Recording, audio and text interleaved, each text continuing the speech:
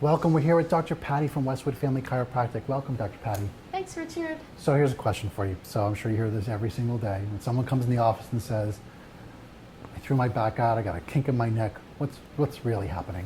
Well, when they tell me they threw their back out, I say, well, can you go find it and bring it in with you?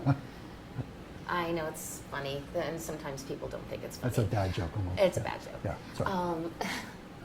But so I don't always know what that means when somebody says that to me. So I will always ask them, what does that mean? What exactly are you feeling?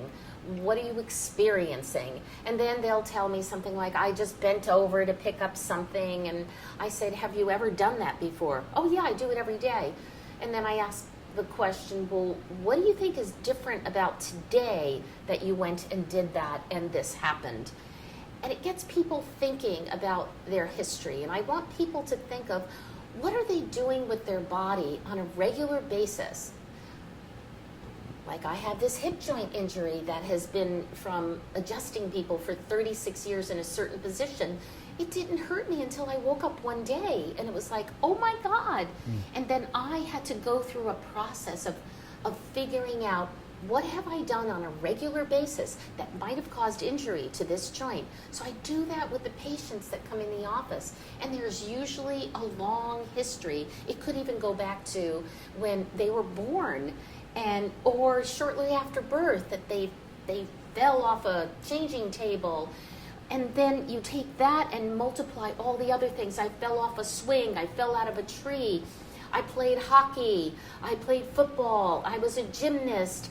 And you take all of those sports, or even if they didn't do those sports, nowadays, sitting with, playing, texting and playing video games and things like that, the postures that people put themselves in. I have people understand that it didn't happen at that very moment. Right. That there's a history.